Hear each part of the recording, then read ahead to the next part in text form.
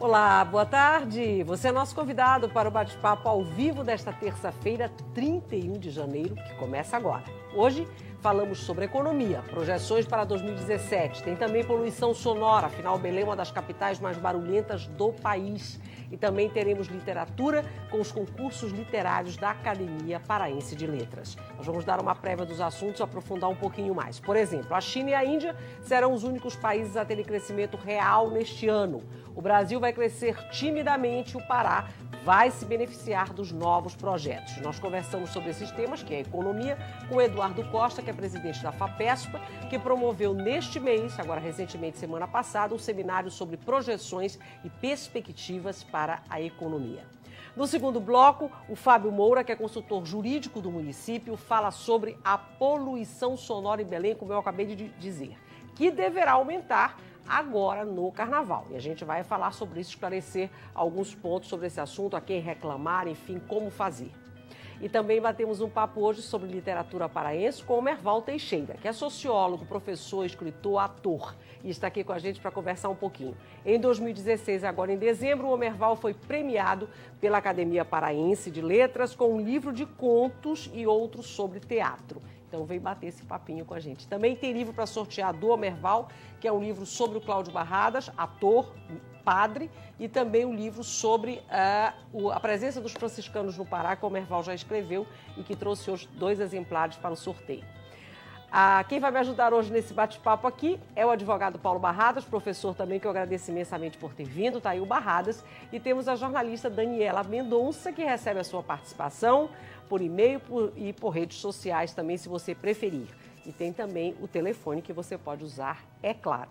Então, temos aí 3 assuntos e gente muito boa para conversar. Agradeço por terem vindo, viu? Começamos com o Eduardo Costa, como eu disse, é presidente da FAPESPA, que é a nossa Fundação Amazônia de Amparo a Estudos e Pesquisa. E o assunto é a economia, né, Eduardo? Te agradeço por ter vindo outra vez para a gente bater um papinho, que esse assunto é importante, até para dar um direcionamento para a gente sobre esse novo ano. Esse seminário foi interessante, que vocês promoveram, né? Muitos temas importantes e também números que foram apresentados ali para 2017. Eu fiz aqui um breve resumo do seminário, né? Falando aí de alguns pontos, destaquei algumas coisinhas. Mas o que você considera que foi mais contundente ali que foi dito naquela manhã? Alguma coisa que te surpreendeu, que as projeções de vocês não indicavam bem isso? O que seria um destaque assim mais relevante? Bom, boa tarde, Renata. É um prazer mais uma vez estar aqui no Sem Censura.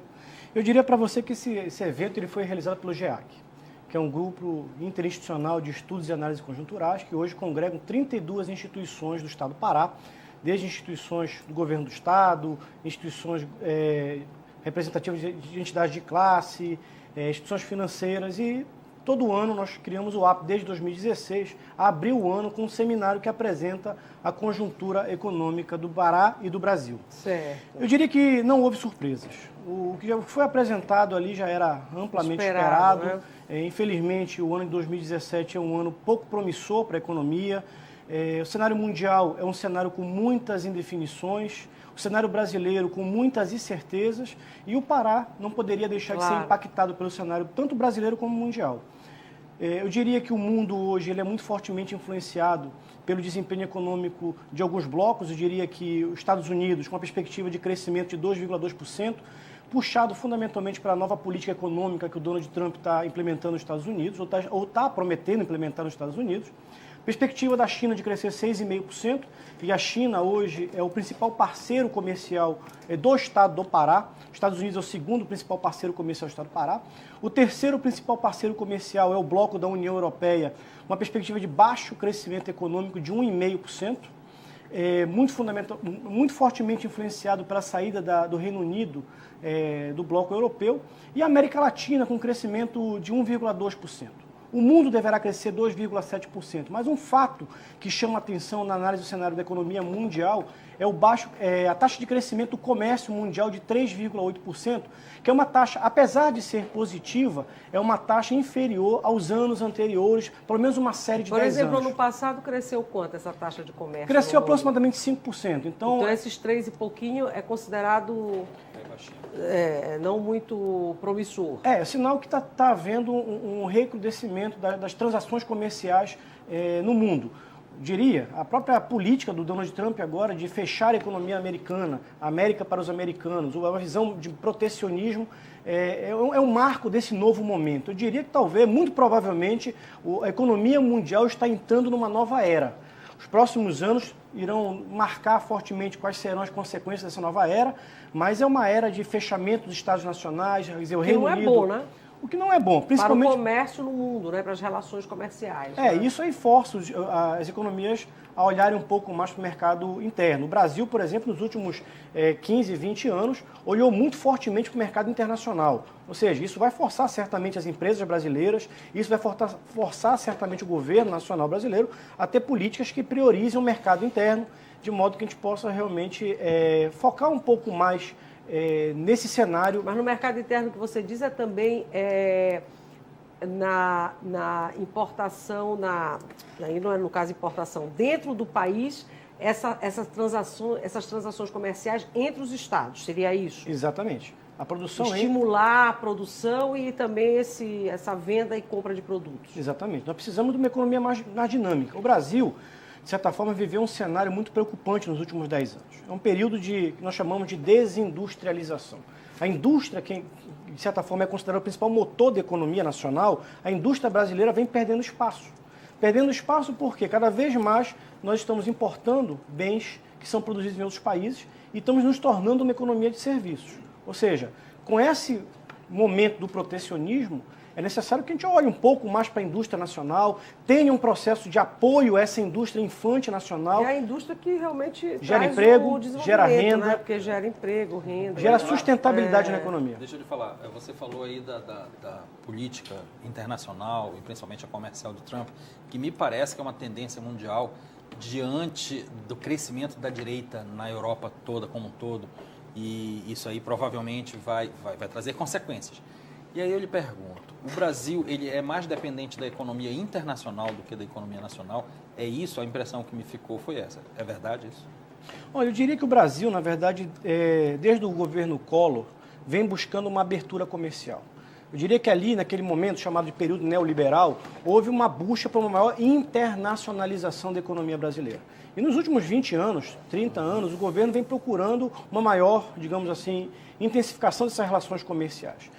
Se o cenário posto hoje se confirmar, que é um cenário de fechamento das economias europeias, norte-americana, nós vamos ter que fortemente olhar para a economia doméstica. E o Pará, como fica nisso? O Pará também depende fortemente da economia internacional, mais do que da economia brasileira? Não tenha dúvida, Paulo Barradas.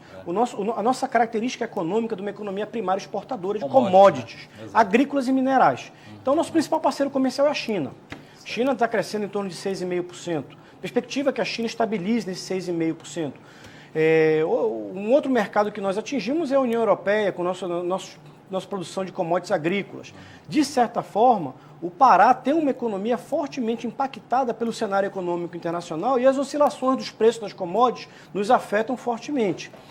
O nosso maior desafio no Pará hoje é diversificar nossa base econômica, verticalizar a produção, gerar emprego, gerar renda e fugir dessa armadilha desse modelo primário exportador, que apesar de fazer com que os indicadores econômicos caminhem bem, os indicadores sociais ainda ficam devendo muito no sentido... Temos uma sociedade hoje que tem 22% da população vivendo abaixo da linha da pobreza. Poderia listar uma série de indicadores. Um Estado rico, né, com uma população que não corresponde a essa riqueza do Estado, né, infelizmente. Fica um Estado rico e empobrecido. No final das contas. É verdade. Há um dinamismo econômico, a perspectiva até 2020, é que o Pará receba algo em torno de 127 bilhões em investimentos. Eu queria que você falasse um pouquinho então desses projetos, já que eu até também destaquei que o Pará vai se beneficiar de alguns desses projetos. Eu queria que você falasse um pouquinho disso também e a perspectiva que nós temos de crescimento, então, diante desse cenário que não é muito alentador, não é muito otimista, né? O Pará vem sendo fortemente impactado pelo cenário econômico nacional. Brasil, em 2016, nós tivemos uma queda do PIB de 3,49% e um saldo expressivo negativo no mercado de trabalho de 1.300.000 brasileiros desempregados no Brasil. Atingimos a marca de mais de 12 milhões de desempregados. Para 2017, a perspectiva é de um crescimento, diria, dependendo da instituição, que varia de 0,2 a 0,5. Ou seja, nós temos 4 anos de praticamente que vão condenar essa década, não tenho dúvidas disso, a uma nova década perdida em 40 anos. Ou seja, teremos a terceira década perdida em 40 anos. 2014, um PIB que cresceu 0,5%. 2015, uma queda de 3,7%. 2016, 3,49% de queda. E 2017, uma perspectiva de crescimento da economia de 0,2% as mais otimistas, 0,5%. Nesse sentido, as projeções indicam que nós teremos um saldo negativo no mercado de trabalho do Brasil de aproximadamente 500 mil postos de trabalho. E o Pará será fortemente impactado. Claro. Em 2016, nós tivemos uma queda do PIB no Pará, a estimativa da FAPESP de uma queda de 0,18%, e nós estamos projetando um crescimento do PIB de 1,27% em 2017. Do Pará. O Pará. E aí vem os projetos, então, para que, quer dizer, isso vai se dever a quê, exatamente, esse crescimento, já que há essa previsão, né? Basicamente, até 2020, nós teremos um desempenho positivo explicado por 3 grandes setores. Serão 127 bilhões divididos 33% na indústria extrativa mineral, aproximadamente 40% na geração de energia elétrica e outros 30% aproximadamente, ou 25% na infraestrutura e logística, que é uma área subsidiária às demais. Ou seja, o que se olha para frente é a reprodução desse modelo primário exportador com baixa agregação de valor na economia do Estado do Pará. Daí o desafio que o governo do Estado vem enfrentando ultimamente de tentar uma política pública, que é o Pará 2030, de diversificar a base econômica, verticalizar a produção e sair dessa armadilha de um modelo primário exportador. A mineração não paga, é bom a gente lembrar que a mineração não paga impostos para o Estado, geração de energia elétrica idem, né? Ela vai pagar imposto lá na venda final para o consumidor. E só a logística, então, que rende alguma coisa para o Estado, é isso? Eu diria, Paulo, que esse é o pior modelo para o Estado do Pará. O Brasil vive hoje uma crise que não é somente uma crise econômica, é uma crise fiscal, é uma crise federativa.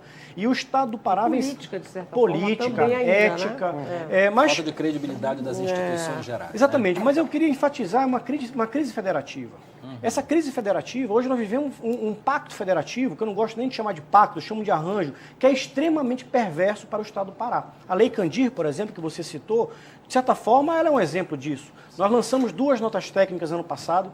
O Estado do Pará, para você ter uma ideia, Paulo Barradas, entre 2004 e 2014, deixou de arrecadar com energia aqui gerada e consumida em outras unidades da Federação 21 bilhões. Somente no ano de 2014, o Estado do Pará deixou de arrecadar em ICMS, com energia consumida em outros estados, mas gerada no Estado do Pará, 1,5 bilhões. Você soma outros 3,5 bilhões que deixaram de ser arrecadados em 2015 com a exportação de minério, principalmente minério de ferro. Aproximadamente, portanto, nós chegamos a um cálculo de 5 bilhões que deixaram de ser arrecadados pelo governo do Estado do Pará. Sem nenhuma forma de compensação isso, né? Pois é, mas eu quero enfatizar que a capacidade de investimento em 2015 do Estado do Pará foi de 1 bilhão 360 milhões. Eu acho que esse número ele é extremamente elucidativo. Ou seja, nós temos um modelo que traz inúmeros impactos sociais e ambientais e gera muito poucas compensações para que o Estado possa fazer a devida mitigação desses impactos sociais e ambientais. Eu diria que nós estamos construindo um verdadeiro caldeirão no Estado do Pará. Ou seja, independente de quem serão os próximos governadores, o Estado do Pará caminha para a ingovernabilidade. As transferências federais diminuem para o Estado do Pará. Em 2010, o que era no orçamento do Estado, a relação 40-60 entre receitas transferidas e receitas próprias, caminha para o ano que vem ser algo 30-70. O Estado do Pará somente não entrou numa crise generalizada como os demais estados da federação, porque houve um esforço gigantesco de aumento de arrecadação própria. E esse aumento de arrecadação própria compensou... E de planejamento também, né? De ajuste fiscal. Ajuste fiscal e tal. Senão... Diga-se de passagem que o Pará é uma das unidades da federação que tem uma estabilidade financeira maior. E é isso que em relação aos 18, né? Graças em relação aos demais. Eu diria, Paulo, que hoje o Pará é referência nacional no que se refere ao equilíbrio das contas públicas. Mas a Lei Candir, ela foi, assim, vamos dizer que estudada pelo Supremo Tribunal Federal, que concluiu que o Pará tem razão, há que ter uma compensação. Isso está sendo também esperado quando você fala no crescimento previsto essa compensação também já está sendo esperada ou ainda vamos ter muita discussão aí pela frente? Não, em 2013 o governo do Estado entrou com uma ação direta de inconstitucionalidade de promissão, que foi julgada recentemente, e o STF determinou que o Congresso Nacional legisle justamente o anexo da Lei Candir, que não havia até hoje sido legislado. O anexo, Renata, para quem não conhece, o problema não é a Lei Candir, é porque a Lei Candir ela foi implementada parcialmente. Ela previa um anexo que deveria ser legislado, que iria determinar as compensações para os estados. Que nunca foram feitas. Que nunca foi legislado. Problema. Isso e aí não houve as compensações. Exatamente. Então, o Congresso Nacional tem um prazo de 1 ano para legislar esse anexo da Lei Candir. Agora, o que é necessário... Nós falamos disso bastante aqui já no programa, no final do ano passado, inclusive que o governador esteve aqui e falou... aprofundou e tal. Exatamente. O que é necessário é que a sociedade paraense precisa ser diligente nessa discussão no Congresso Nacional. Uma coisa é legislar. Agora, quais serão os critérios que serão utilizados de modo que o Pará possa ser beneficiado com esses critérios que serão, de certa forma, votados pelo Congresso Nacional nesse ano de 2017. Cabe aos nossos representantes também no Congresso, né? Deputados e senadores. Porque a coisa é muito desigual, né? Para o nosso telespectador ter uma ideia. A energia elétrica é gerada aqui, causa um impacto absurdo, a jusante, a montante, e aí a gente não recebe o Estado não recebe absolutamente nada de imposto, e esse imposto vai ser pago pelo Estado que comprar essa energia e vender para o consumidor que vai receber ICMS sobre isso, né? E se nós levamos em consideração que as compensações financeiras que são negociadas também podem ser aplicadas em qualquer unidade da federação, e recentemente nós tivemos ali um ganho do Estado do Pará, um outro ganho do Estado do Pará, o IDEFLOR entrou contra a União e ganhou o ressarcimento de 65 milhões, justamente porque boa parte das compensações financeiras de Belo Monte foram aplicadas em outros estados. Ou seja, nós ficamos no estado do Pará com o ônus da mitigação dos impactos sociais e ambientais dos empreendimentos energéticos, dos empreendimentos minerários, e o governo do estado e as prefeituras sem uma devida capacidade de promoção de políticas públicas. É por isso que você diz que não é bem um pacto federativo, né, entre as federações e os estados, é mais um arranjo, né, porque se fosse um pacto, todos sairiam ganhando, de certa forma, seriam compensados. Né, eu diria que esse arranjo federativo nacional hoje, ele amplia as desigualdades regionais. Eu citei um exemplo, Renato, que eu acho que é muito interessante ser citado. Enquanto o Pará perdeu 21 bilhões com o ICMS de energia aqui produzidas,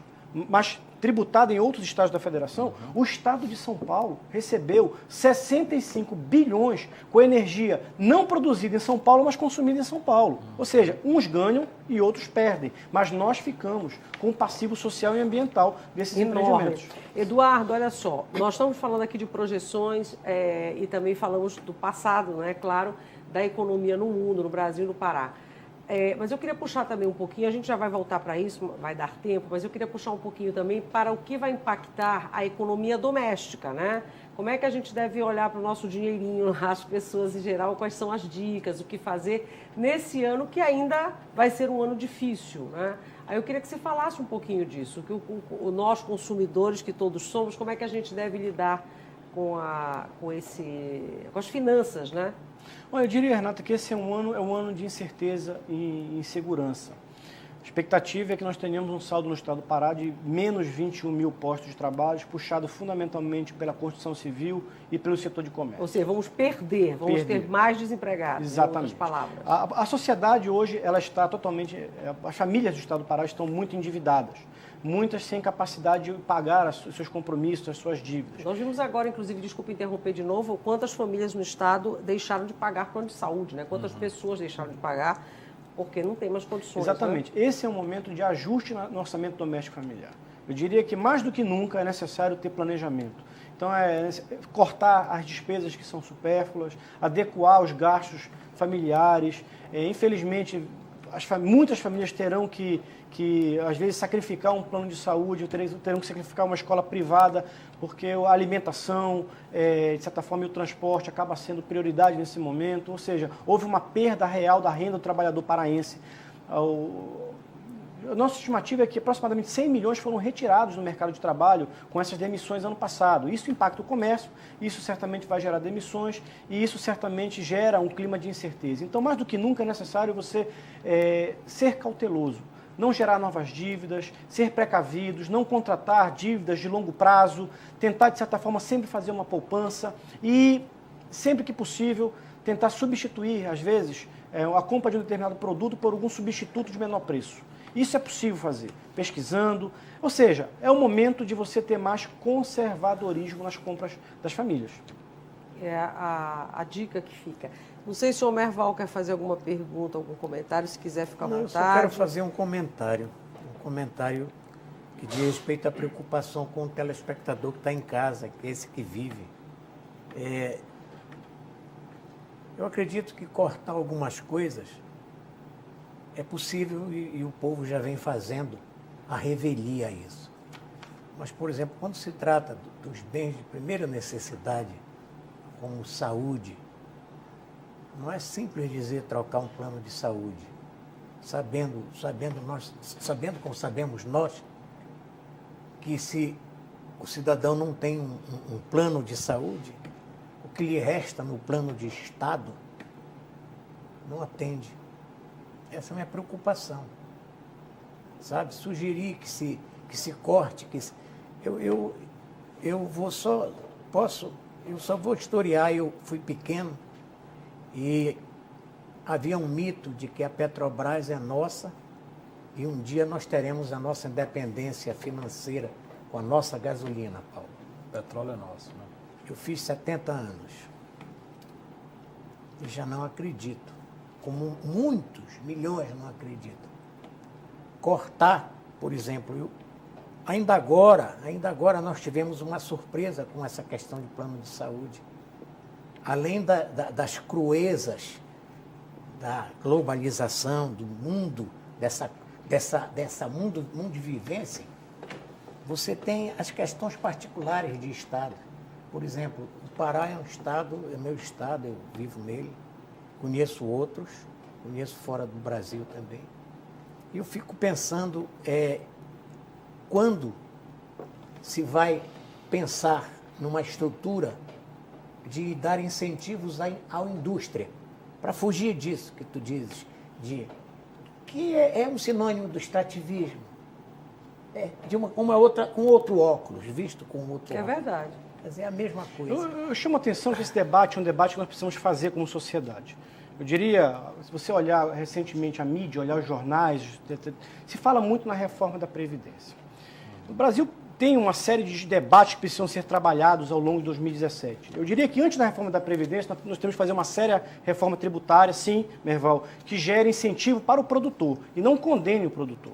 Nós precisamos ter uma estrutura de tributação mais progressiva e menos regressiva. Nós precisamos de impostos que tributem a renda e patrimônio em vez de a produção e o consumo. Esse é um debate que nós temos que fazer e eu não tenho dúvida. Uma outra reforma importante é a reforma política. Mas, por exemplo, estamos falando de reforma da Previdência. Primeiro que é um tema que a sociedade brasileira precisa debater com muito cuidado. Ela não pode ser feita da forma como está sendo feita. Ao afogadilho. Nós precisamos de um amplo debate. E que reforma da Previdência? Mas, um Estado que tem um déficit da Previdência de 150 bilhões previsto para 2017. Aliás, 230 bilhões para 2017. Mas paga 500 bilhões em serviço da dívida pública. Nós precisamos discutir seriamente a quem serve o Estado brasileiro.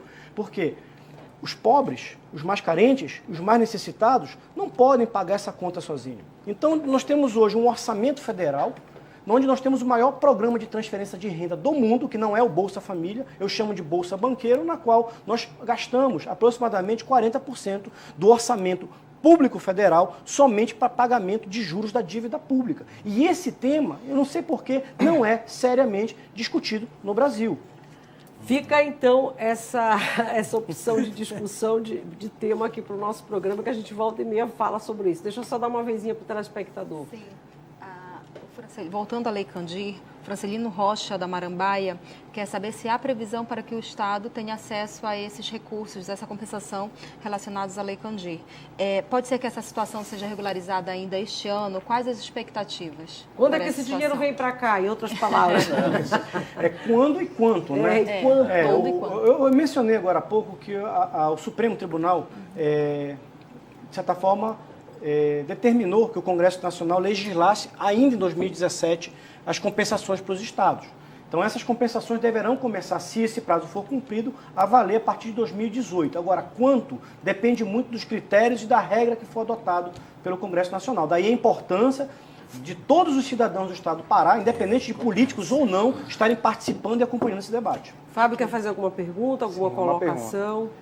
O que o Estado hoje do Pará está fazendo para minorar essas perdas econômicas da população?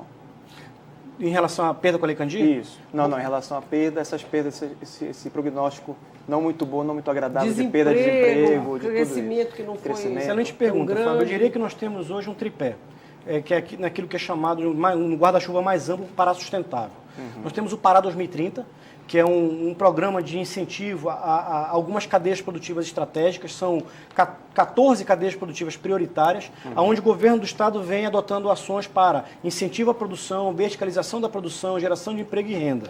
Existe um outro programa chamado Pará Social, que é um programa paralelo para 2030, que tem por objetivo, de certa forma, criar políticas públicas que possam amenizar esses péssimos indicadores sociais, gerando, portanto, diminuição da vulnerabilidade social, maior inclusão social. E o terceiro eixo é o Pará Ambiental, que tem por objetivo justamente olhar um pouco para a parte do meio ambiente, dando condições de sustentabilidade, mas, acima de tudo, também permitindo com que haja mais celeridade no processo de licenciamento ambiental, de modo que a sociedade possa produzir, mas preservando ao mesmo tempo.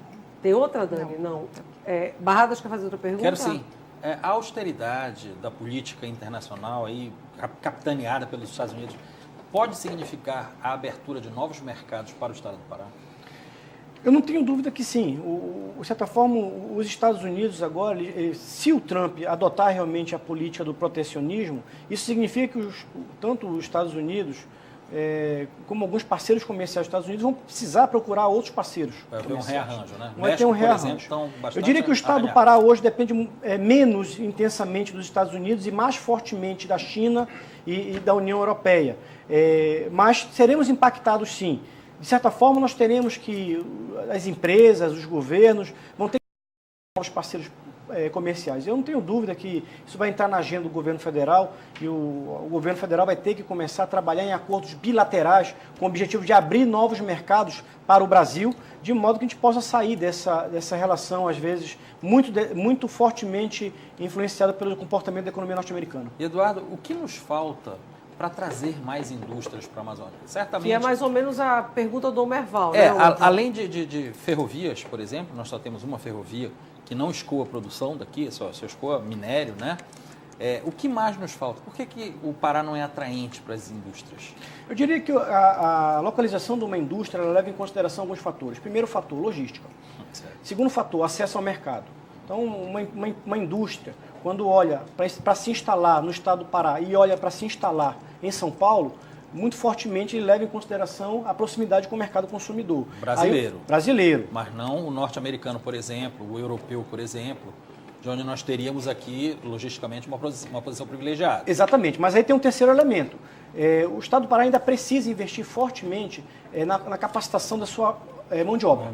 Nós temos hoje, infelizmente, uma baixa empregabilidade no Estado do Pará, ou seja, por mais que a gente atraia empresas, ainda existe carência de mão de obra técnica qualificada para acessar essas vagas. Então, eu diria que, ao lado da atração, nós precisamos de uma ampla política pública de atração de investimentos com o objetivo de criar as condições ambientais necessárias para a fixação desses empreendimentos. O governo do Estado do Pará vem fazendo isso. O Pará 2030 caminha nesse sentido e o Pará Profissional, que é um outro programa de formação técnica também que está sendo adotado pelo governo do Estado do Pará, tem esse objetivo. Mas eu diria, nós precisamos de uma política nacional de desenvolvimento regional. Enquanto nós não tivermos uma visão federativa sobre isso, somente o governo do Estado atuar nesse sentido é muito pouco.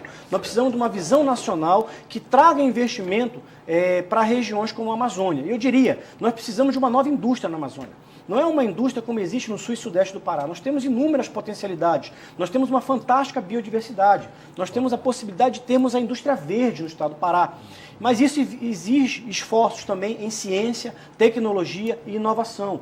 A biodiversidade vai continuar sendo apenas uma utopia se nós não investirmos na formação de capital humano capaz de prospectar soluções tecnológicas para essa biodiversidade. E aí a importância de nós investirmos fortemente em ciência e tecnologia. Infelizmente, Renata, 1% somente do investimento de ciência e tecnologia do governo federal vem para a Amazônia. Para a Amazônia toda, né?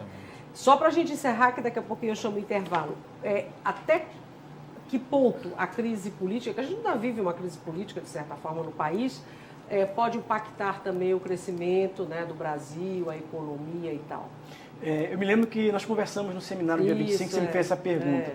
E eu disse para você, a maioria dos analistas acredita que a partir do segundo semestre de 2017, o Brasil vai retomar uma trajetória sustentada de crescimento. E eu disse para você que eu tinha uma opinião divergente. Eu diria que somente com a eleição de 2018. E ontem, vendo os telejornais, com a prisão do Eike Batista, com a homologação da delação premiada da Odebrecht e com a promessa dele de fazer novas delações premiadas, infelizmente o que se mostra é que o cenário político em 2017 ainda será muito conturbado. Cenário político conturbado contamina a decisão empresarial, contamina a economia. Então o cenário para 2017, infelizmente, é um cenário pessimista. Então é aquilo que você disse, vamos ter cautela, nós pobres mortais aqui, né? Nós com o nosso dinheiro e pesquisar e tentar sermos precavidos também, né? Evitar pagar juros, essas coisas, né? Isso, tudo isso. O Eduardo vai continuar conosco, o Eduardo até o finalzinho do programa. Se você quiser fazer alguma pergunta, tirar alguma dúvida, enfim, aproveite para fazer, mas eu lhe agradeço imensamente por ter vindo e parabéns mais uma vez por esse seminário, por esse evento que foi realmente fundamental e importante. Te agradeço por ter vindo. Viu? Muito obrigado, Renata. O Eduardo Costa, gente, é presidente da FAPESPA, que é uma fundação do governo do Estado, que é a Fundação Amazônia de Amparo a Estudos e a Pesquisa. Tem intervalo agora?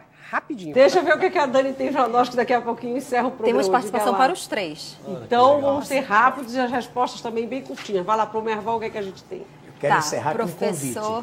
Diga. O Fabrício Reis parabeniza o trabalho do professor, um grande homem letrado, tá? Parabenizando. Obrigado. O Eduardo... A Boa Merval é parabenizando, isso, parabenizando o seu trabalho. Fabrício Para o Reis, Eduardo... Isso. O Marco Antônio... quer saber a opinião do Eduardo sobre, já que ele falou da verticalização, da importância de investir na verticalização da produção paraense, qual a importância da profissionalização? O que é que está sendo feito, o que é que você visualiza, principalmente para este ano de profissionalização de escolas profissionais aqui no Estado? O Eduardo já falou daquele projeto do governo do Estado, do programa, né? Que é o Paraprofissional, que o secretário esteve aqui falando sobre ele, né? Inclusive. É importante isso, sua avaliação? Eu diria que hoje um dos maiores desafios do Estado do Pará é a empregabilidade. Então, cursos técnicos profissionalizantes são fundamentais, inclusive, para a inclusão social. O Pará recebe, para vocês terem uma ideia, um volume muito grande de imigrantes. Entre 2010 e 2014, aproximadamente 30 mil pessoas ano entraram no Estado do Pará com baixa empregabilidade, ou seja, as pessoas precisam serem capacitadas para ingressarem no mercado de trabalho. Quando elas não são capacitadas, de certa forma, elas fomentam a economia informal, elas, de certa forma, algumas são capturadas pela criminalidade. Sim. Mas eu diria que o maior desafio que nós temos, Daniela, é na ciência e tecnologia. Eu acho que ao lado da profissionalização nós temos que ter investir recursos vultosos em ciência e tecnologia.